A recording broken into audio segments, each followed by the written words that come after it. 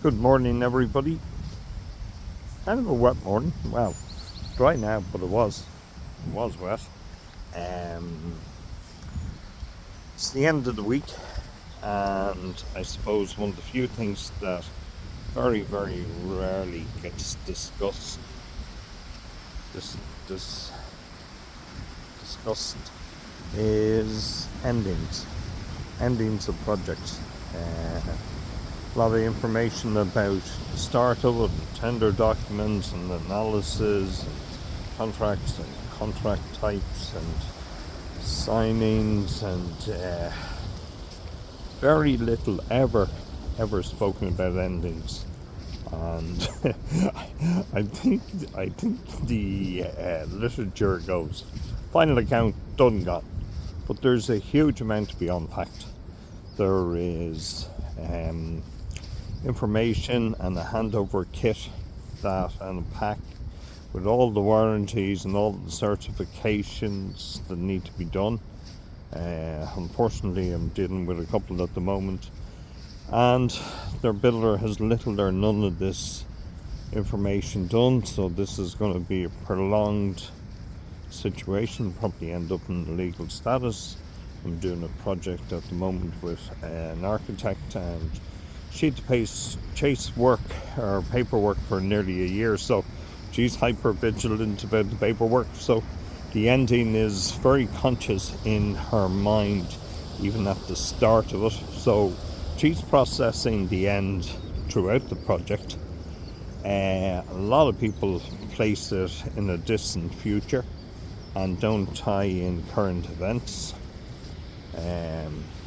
Got another situation where there's disputes over work carried out and rates and balancing finances and negotiations, and that needs a bit of thought.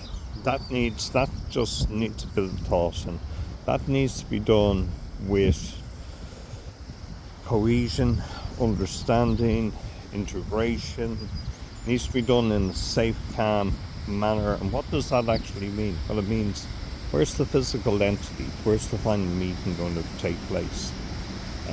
If it's in their office or at the homeowner's house, they're not neutral environments. Because I work for the homeowner, I'd be advocating the home, not going into an office, not giving up ground, literally, physically, mentally, emotionally. Got to know the outcome you want before you even go into those negotiations, or the outcome you're going to accept. You got to know the threshold between A and B, those two things. Got to know how and who the people are going to be in that final meeting. Got to know what is acceptable to both parties in terms of duration and explanations and evidence of work and resolution of issues.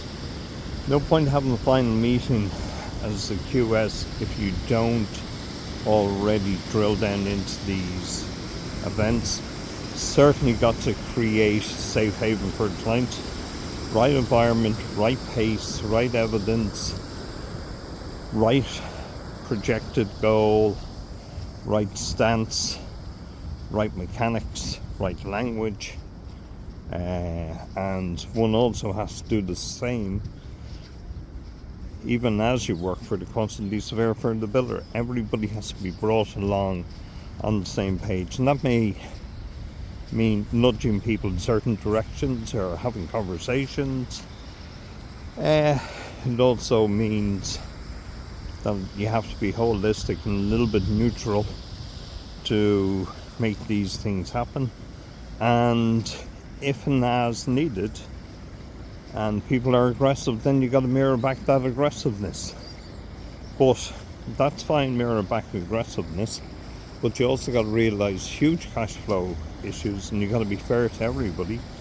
And while doing this in a safe, calm, neutral environment, or if the bias is towards a Uh, I guess we're kind of talking soccer, football, rugby, Gaelic language.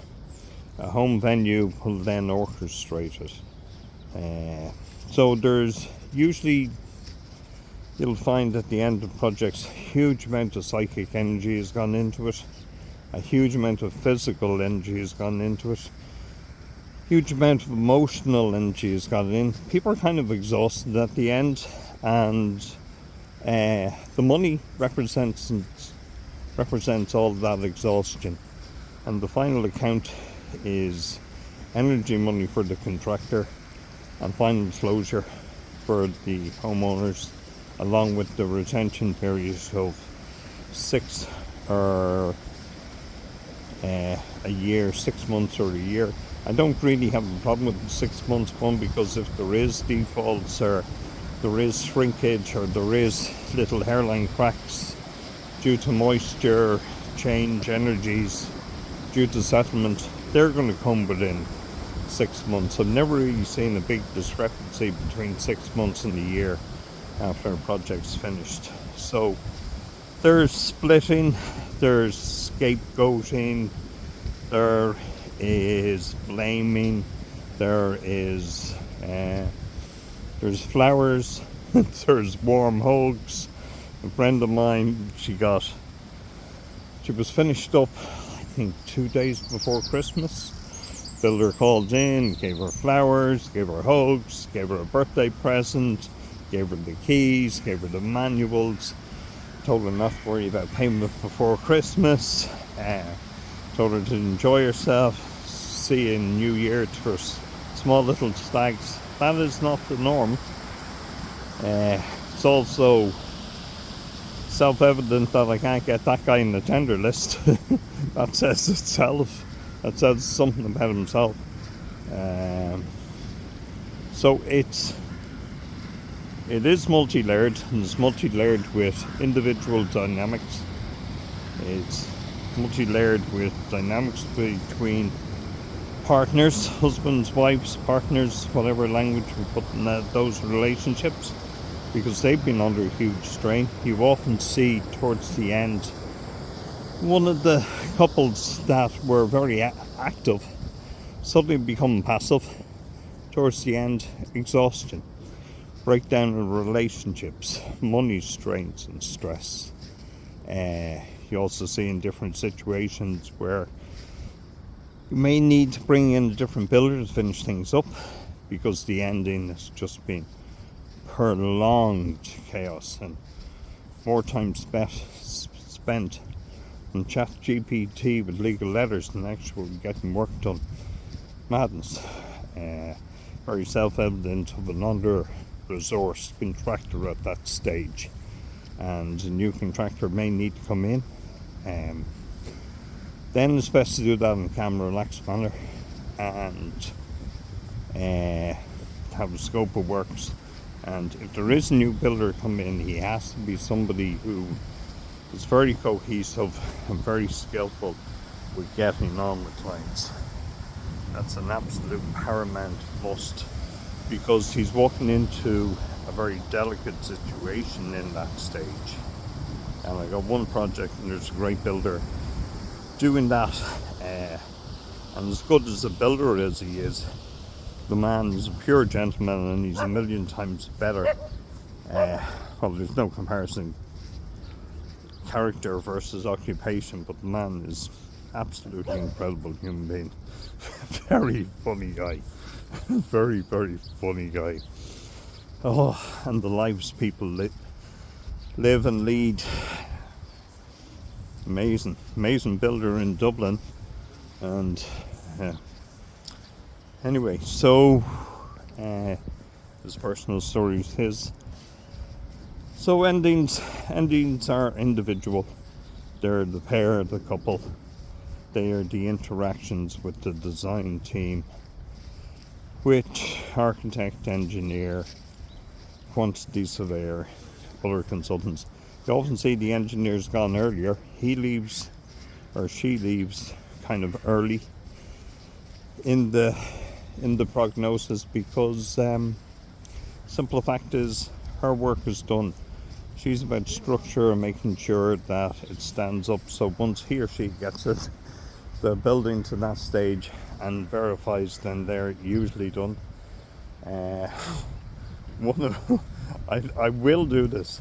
I'm going to buy one of the engineers I know who can't wait to run out of a building once people start talking about finishes. I'm going to buy him a book and finishes, colours, stripes, just for the hell of it.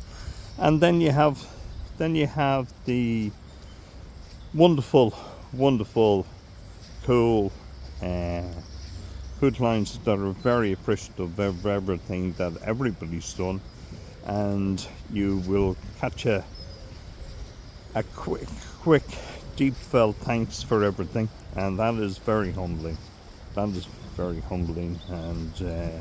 you kind of carry that around with you for a while when somebody is profoundly grateful for what you've done while you're paid for it. Sometimes you do more than what you're paid, and it isn't more paperwork, it's more emotional, relationship to smooth things over with contractors as the project goes. So endings, splitting, rage, anger, happiness, joy, the whole spectrum's there, and the emotional side is never talked about, never actually. Pride of the homeowner to get in, joy, bitterness, anger, the whole range of emotions, but it is something that's never ever really spoken. It's Pandora's box, so why open it up? But the reality is we're working towards that, and there's no point in me surmising about where people are at the end if we don't actively do containment throughout the project, and containment towards that purpose. And it's not not just paperwork. It certainly is, and it's not just procedures, and it's not just building, and it's not just ordering, scheduling, and planning. It's all of those relationships